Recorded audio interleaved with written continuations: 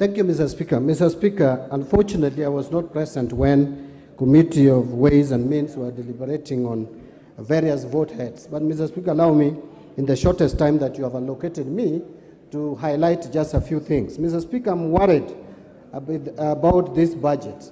So worried, because, Mr. Speaker, when President Ruto took power, he said that he was going to reduce the budget of 2022-2023 by 300 billion shillings.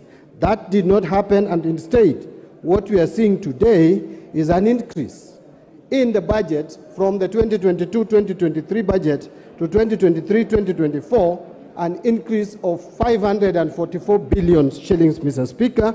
The total budget is rising from 3,055 billion to a total of 3,599 billion, Mr. Speaker. That is without considering the debt rollover.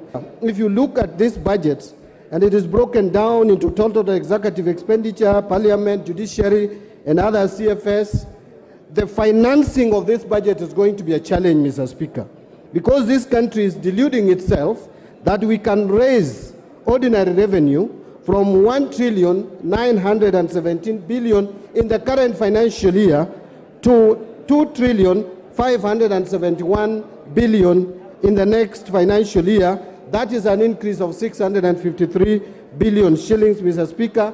Very unrealistic, very ambitious, likely not to be realized. The total revenue projected to be collected is going to rise from 2.23 trillion to 2.935 trillion. That's an additional 705 billion. Even with the crazy taxation measures that have been proposed in this House, you can still not realize an increase in collection of revenue to the tune of 700 billion in one single financial year.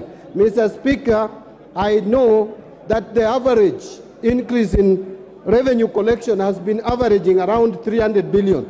Now, if we are not going to be able to collect or able to raise the budget, the revenue by 700 billion, is either the programs will not be implemented, or if they have to be implemented, it will be at a cost, meaning we are going to increase the budget deficit from the proposed 635 billion to almost close to 1 billion shillings.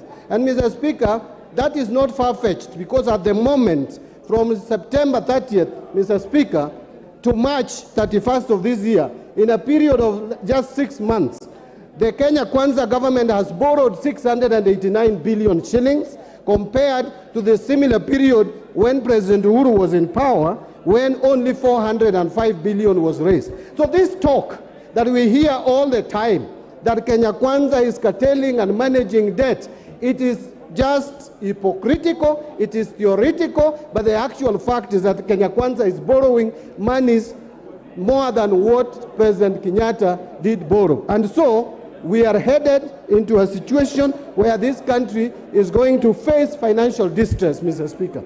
I want to stop there, Mr. Speaker, but my concern is that this budget is not likely to be financed from the revenue projections that we have. Thank you, Mr. Speaker.